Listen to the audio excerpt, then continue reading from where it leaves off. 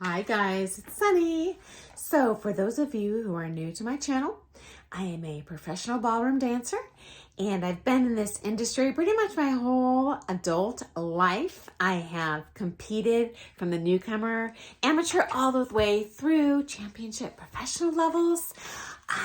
I've been involved in a variety of different reality TV shows for ballroom dance. I have previously owned for over 15 years the largest ballroom dance studio in the country, and I have sponsored multiple international ballroom dancers to come here either on a work visa or a ballroom dance visitor's visa. So I have some experience in a wide variety of things, kind of in the background of the ballroom dance industry.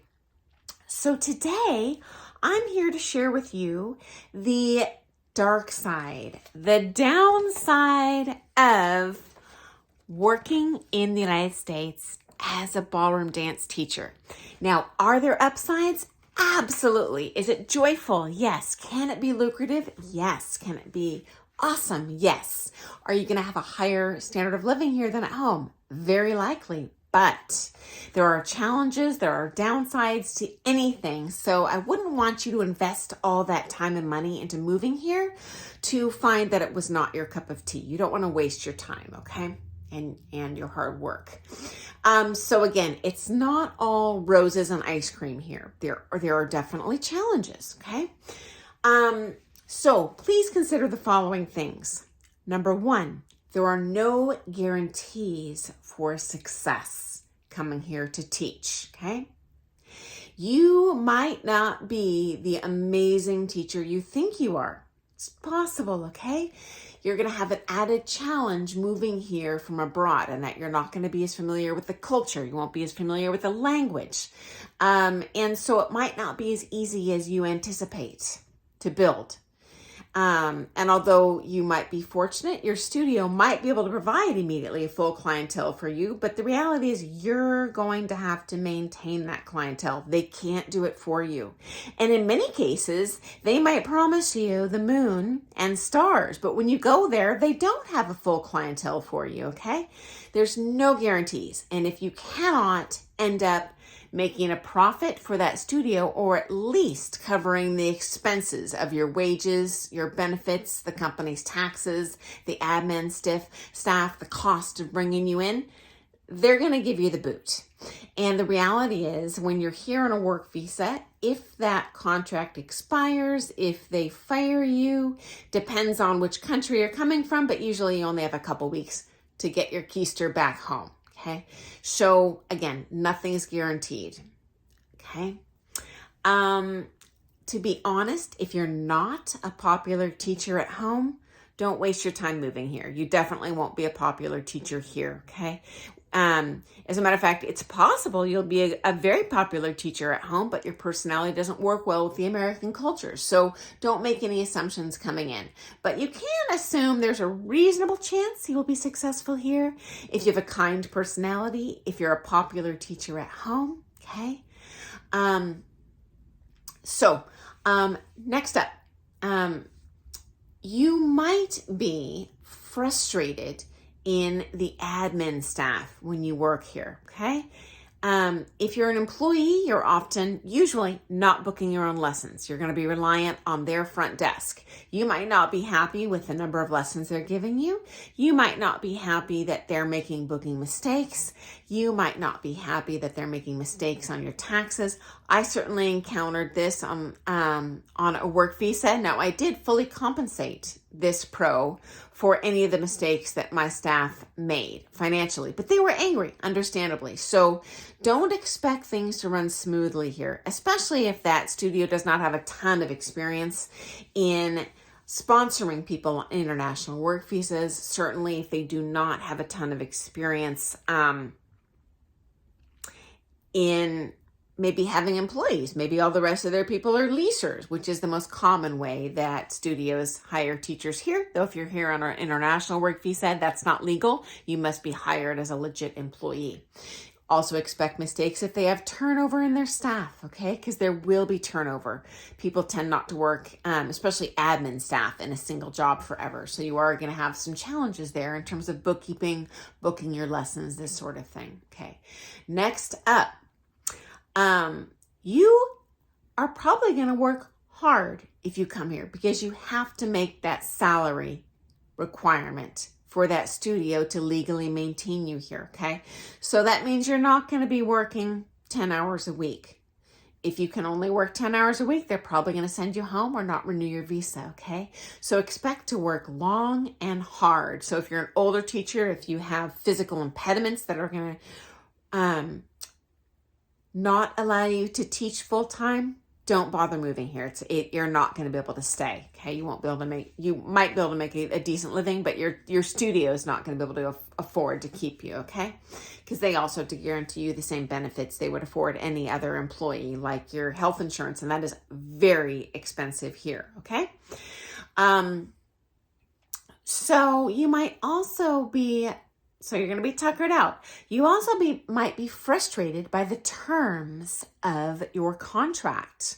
For example, you might not like that you have to teach a certain number of group classes because you'll find, well, I could be teaching privates and make so much more money. Well, you're going to need to fulfill the terms of that contract, straight up.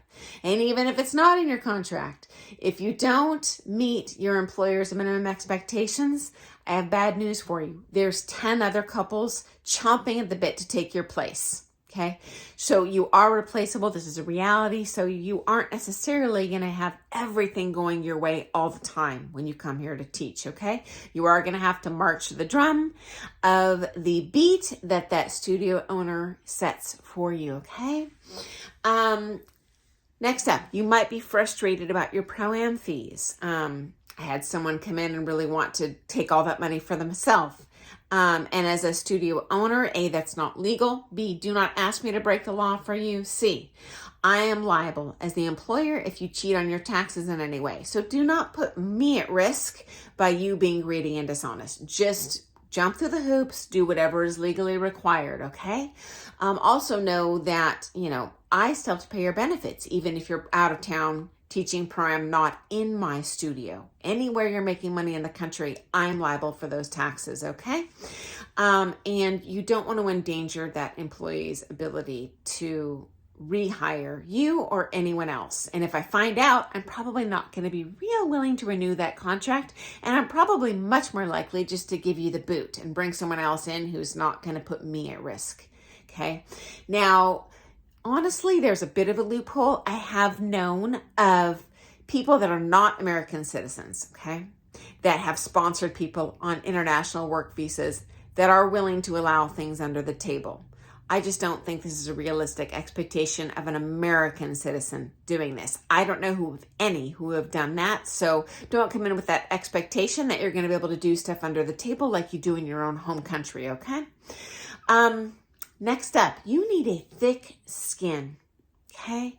When you move to town, you are going to be stabbed in the back, talked badly about. People are going to try and take your students by local dance teachers who are very intimidated by your skill level. And the reality is, if you are hired here on an international work visa, you probably are a better teacher and more competent than those local dance teachers. That's why they're sponsoring you. But they will lie about you. They will talk badly about you behind your back. Just expect it, okay? I have an example. There was a teacher here that considered herself to be the best teacher in town. And there was better teachers, one of whom I'm sponsored, another who came to Seattle, that she said horrible things about to all of her students. Oh, they danced like a horse. I wouldn't take lessons from them. Completely dishonest, And then the irony is she reached out to both of these people personally and said, oh, I just want to welcome you to the professional community here. Totally two-faced, lying, backstabbing. It's going to happen. Just be flattered. It means that you are a threat to them and that they respect you deep inside and they know you're a better teacher than they are. And you know what? Ultimately, your results, your student results, are going to speak exponentially more loudly than whatever lies that person is spreading about you, okay? That's just going to happen anywhere. Even if you're not an international teacher, if you're a great teacher, you come to town or you turn pro, people are going to lie about you. Take it in stride. Take the higher road. Don't say anything back. Proof is in the pudding of your results and your students' results, okay? Now, having sponsored someone on a visitor's visa as well as a work visa, I'm going to reach out to them and see if they can give me some feedback as well on what they felt the challenges were in moving here. Because I'm telling you from my perspective, but I would be interested in hearing their perspective. So hopefully I can hear back from them and share with you what their response was on that. If not, I do have a pretty good idea of what your challenges are going to be, and hopefully I've been helpful today in sharing that information with you. So good luck on getting that international work visa, and just keep these things in mind when you move here. It's not all going to be perfect. It'll be amazing. It could be wonderful, but it's not going to be perfect. So thanks for joining me today. If that was helpful, press the thumbs up. Please subscribe to my channel. I'm not monetized, so I make no money from this YouTube channel. I just do it because I want to be helpful to the dance community, both here and abroad. I love to see that grow. Okay, so have an awesome day. See you tomorrow. Bye, guys.